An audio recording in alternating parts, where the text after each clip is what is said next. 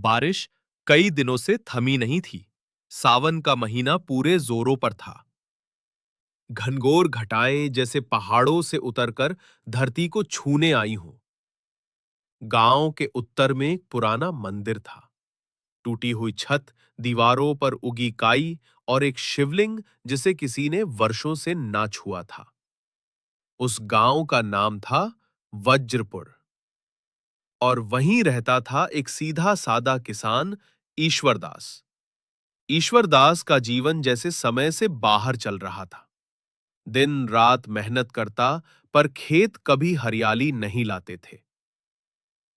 पत्नी मालविका बहुत धर्मपरायण थी, लेकिन वो भी अब थक चली थी, गरीबी और अपमान की दोहरी मार से। 3 संतानें थीं, 2 बेटियां और एक बेटा नयन, जो अभी 14 साल का था। नयन पढ़ाई में तेज था, लेकिन कभी-कभी पूछ बैठता, पिताजी, भगवान सबका भला करते हैं, फिर हमारे साथ ऐसा क्यों? ईश्वरदास कुछ ना कहता, बस चुपचाप आसमान की ओर देखता, जैसे वहीं से कोई उत्तर टपक पड़े। लेकिन उस सावन के पहले सोमवार को कुछ हुआ जो वज्रपुर ने कभी नहीं देखा था।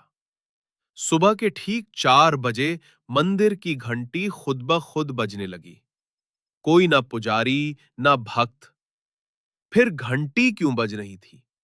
पहले तो लोगों ने मजाक समझा, लेकिन जब ये हर सुबह होने लगा, 4 बजे, ठीक 4 बजे, तो गांव में काना फूसी शुरू हो गई। कोई बाबा आ गया है वहां, मैंने देखा है, लंबी जटाएं, सफेद वस्त्र, कोई सिद्ध पुरुष है। कहते हैं वो किसी धीरज को ढूंढ रहा है, पर गांव में ऐसा कोई नहीं। ईश्वर दास की पत्नी ने सुना तो अनायास कहा, धीरज तो तुम्हारे पिता का नाम था। ईश्वर दास चौंक गया। दूसरे सोमवार की सुबह, जब बारिश कुछ थमी, ईश्वरदास अकेले मंदिर की ओर गया। रास्ता कीचड़ से भर गया था, लेकिन उसके भीतर कुछ खिंचाव था। मंदिर के भीतर अंधेरा था, पर एक कोना उज्जवल। वहां बैठे थे वो साधु। सफेद जटाएं, शांत नेत्र और वक्ष पर गेरुए वस्त्र की ओट में चमकता रुद्राक्ष। आ गए, उन्होंने बिना देखे कहा। ईश्वरदास कांप गया, क्योंकि ये स्थान तुम्हारे ही इंतजार में था, कई जन्मों से। ईश्वरदास अवाक। बैठो और सुनो, तुम्हारी आत्मा शिव से बिछली हुई है। पिछले जन्मों के कर्म तुम्हें घिरे हुए हैं, लेकिन इस सावन में तुम्हें वो सेवा करनी है जो तुम्हारी पीढ़ियां भूलती आई है। कौन सी सेवा बाबा? एक वृद्धा आएगी। उसका ना तो कोई नाम होगा, ना पता, लेकिन वो तुम्हारे जीवन की परीक्षा होगी। तुम्हें उसकी सेवा करनी है, बिना कोई प्रश्न, बिना कोई अपेक्षा। अगर तुमने ये सेवा पूरी की, तो शिव तुम्हारे खेतों में स्वयं हल चलाएंगे।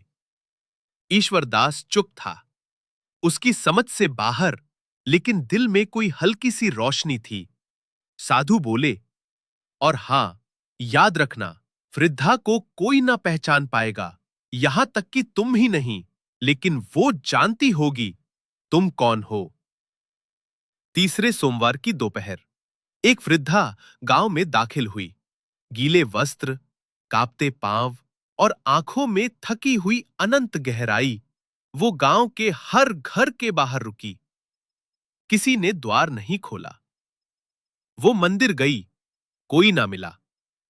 वो स्कूल गई, बच्चे डर कर दूर हो गए। अंत में वो ईश्वर दास के खेत की मेड़ पर बैठ गई और कहा, मैं बस एक रोटी और थोड़ी सी जगह मांगती हूं, मरना नहीं चाहती। मालविका ने झट से पानी दिया। नयन ने सूखी लकड़ी जुटाई। ईश्वर दास ने कोई प्रश्न नहीं किया। वो जानता था, ये वही सेवा है जिसकी बात साधु ने की थी। अगले 7 दिन तक वृद्धा उनके घर में रही। हर सुबह सबसे पहले नयन उसे नमस्कार करता और वो उसके सिर पर हाथ फेरते हुए कहती, शिव तुम्हारे साथ है बालक। ईश्वरदास वृद्धा के पांव धोकर पानी अपने खेत में डालता, जैसे कोई अज्ञात रस्म हो, और धीरे धीरे खेत हरे होने लगे। जहां पहले बीज अंकुरित नहीं होते थे, अब वहां नवाकुर फूट रहे थे। बेलें झूमने लगी थीं और गंध हर दिशा में फैलने लगी थी। गांव वाले चौंकने लगे। किसके जादू से हो रहा है ये? कहीं इस वृद्धा का असर तो नहीं? और तभी एक रात वृद्धा बीमार हो गई। बुखार तेज था, सांस उखड़ने लगी। नयन पास बैठा रो रहा था। दादी, आपको कुछ नहीं होगा। आप ठीक हो जाओ ना, मैं शिव का व्रत रखूंगा, बस आप ठीक हो जाओ। वृद्धा मुस्कुराई। बेटा, मैं ठीक ही हूं। मैं तो आई थी तुम्हारा कल्याण करने। अब लौट जाऊंगी, पर एक बात कहनी है तुम्हारे पिताजी से। ईश्वरदास भीतर आया। वृद्धा ने उसका हाथ पकड़ा। तुमने सेवा की, लेकिन अभी पूर्ण नहीं। जब तक तुम शिव को भीतर से नहीं पहचानते, तब तक कोई वरदान स्थायी नहीं होता। ईश्वरदास की आंखें भर आई। मैंने बहुत पाप किए हैं मां, मैं क्या कर सकता हूं? वृद्धा धीरे से उठी और बोली, तो सुनो, मैं वही हूं जिसे तुम्हारी वंश परंपरा ने मना कर दिया था, जिसे एक सावन में मंदिर से बाहर निकाल दिया गया था। मैंने श्राप नहीं दिया, बस चुपचाप शिव से प्रार्थना की कि जब ये आत्माएं समझ जाएं, तब मुझे सेवा का अवसर मिले।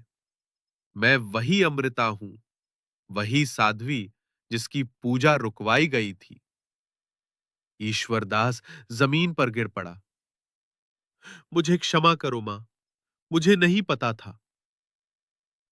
रात की वर्षा अब रुक चुकी थी, लेकिन घर के भीतर कोई चुप्पी थी, जो साधारण मौन नहीं था। ईश्वरदास जमीन पर नतमस्तक पड़ा था। नयन उसकी ओर देख रहा था। पहली बार उसने अपने पिता की आंखों में भय देखा था और ग्लानि। वृद्धा, जो अब अपने जीवन की अंतिम सांसों के निकट थी, धीर स्वर में बोली, जिसने सेवा की है उसका उद्धार निश्चित है, पर जिसने सेवा को अधिकार समझा, उसका पतन भी उतना ही तय है। ईश्वरदास कुछ कह नहीं पा रहा था, पर उसकी आंखें अब भीग चुकी थी। उसकी आत्मा जैसे टूटी हुई थाली की तरह कांप रही थी। अमृता जो थी, अब उस वृद्धा की आंखें बंद थीं, पर उसका मन जैसे समय की परतें पलट रहा था। 300 साल पूर्व वज्रपुर, तब एक साधु संरक्षित ग्राम था। गांव के उत्तर में स्थित त्रिशूलेश्वर महादेव मंदिर में एक कन्या हर सावन व्रत करती थी। उसका नाम था अमृता। माता पिता का बचपन में ही निधन हो गया था और उसे गांव के एक महंत ने पाला।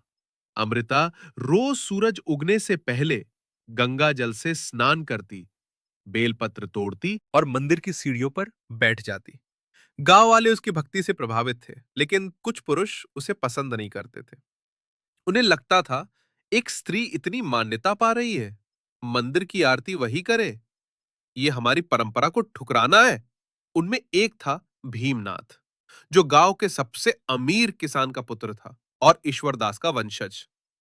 एक दिन जब सावन का सोमवार था और अमृता बेलपत्र लेकर मंदिर पहुंची, भीमनाथ ने उसका मार्ग रोका। आज से तू मंदिर नहीं जाएगी। अमृता शांत रही। क्या तू समझती है, तू ही शिव की सबसे बड़ी भक्त है। तेरा तब देख देख कर हम लोगों को लज्जा आती है।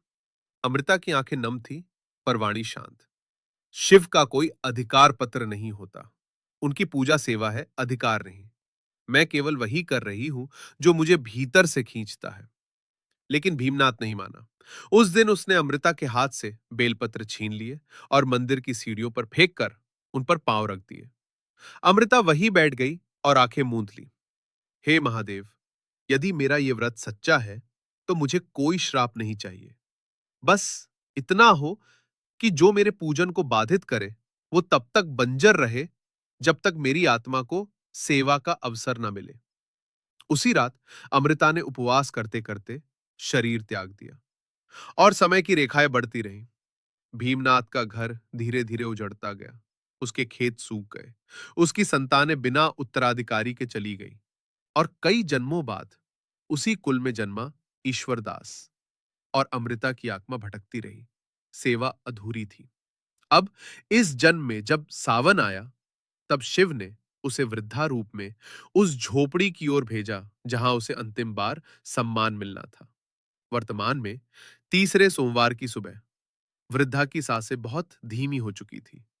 रंभा ने कहा, मां, कुछ चाहिए? वृद्धा ने नयन को अपने पास बुलाया। बेटा, तुमने मुझे सेवा दी है, पर अब मेरी आत्मा मुक्त होने को है। क्या तुम मुझे मंदिर तक ले जाओगे? मेरी अंतिम इच्छा है। मैं शिव के चरणों में ही जाना चाहती हूं। नयन की आंखें भर आई। उसे तुरंत अपने पिता को बुलाया। पिताजी, हमें मां को मंदिर तक ले चलना होगा। ईश्वरदास ने झट हाथ जोड़े और अपने कंधे पर वृद्धा को बैठाया। गांव भर में दृश्य फैल गया। किसान अपने कंधे पर एक वृद्धा को लिए मंदिर जा रहा है। और तभी गांव के उस छोर से वही साधु फिर प्रकट हुए। किसी को पता नहीं चला वो कहां से आए, लेकिन सब देख रहे थे। उनके हाथ में त्रिशूल था, आंखें जटाओं में खोई हुई और होठों पर वही मंत्र, शिवोहम शिवोहम। उन्होंने मंदिर के द्वार पर आकर कहा, अब समय आ गया है, सेवा पूर्ण हुई। मंदिर के भीतर ईश्वरदास ने वृद्धा को शिवलिंग के पास बिठाया। रंभा और नयन भी साथ थे। वृद्धा ने कांपते हाथों से बेलपत्र उठाया और वही मंत्र दोहराया जो उसने पिछले जन्म में अधूरा छोड़ा था। ओम त्र्यंबकम यजामहे सुगंधिम पुष्टिवर्धनम उर्वारुकमिव बंधनान मृत्योर्मुक्षीयमामृतात्। शिवलिंग पर जैसे बिजली चमकी। सभी ने देखा वृद्धा का शरीर धीरे धीरे प्रकाश में बदलने लगा। वो अब वृद्धा नहीं थी, वो फिर से अमृता बन चुकी थी। एक ज्योतिर्मय रूप में, कपाल पर भस्म, नेत्रों में तेज और हाथों में कमंडल। और तभी मंदिर की छत से उतरती हुई एक दिव्य ध्वनि आई, अमृते, तुम्हारी सेवा पूरी हुई। अब तुम मेरी अनंत धारा में विलीन हो जाओ और तुम्हारे कारण जिसने पश्चाताप किया उसका कुल पुनः हरियाली से भरेगा। अमृता मुस्कुराई। उसके होठों से निकला, हर हर महादेव। और वो ज्योति बनकर शिवलिंग में समा गई। ईश्वरदास वही रो पड़ा। रंभा ने मंदिर के फर्श को चूमा। नयन मंत्र पढ़ने लगा और गांव अब हर सोमवार मंदिर की सफाई करता है। हर घर में बेलपत्र अर्पित होता है और हर स्त्री, चाहे वो वृद्ध हो या बालिका, उसे अमृता कहकर सम्मान दिया जाता है। कुछ महीने बाद ईश्वरदास का खेत पहली बार लहलहाया। वो भी तब जब कोई बीज नहीं बोया गया था। शिवलिंग पर हर सोमवार अपने आप ताजे बेलपत्र चढ़ जाते हैं और लोग कहते हैं, इस सावन में शिव आए थे वृद्धा बनकर, पर हमने पहचाना नहीं।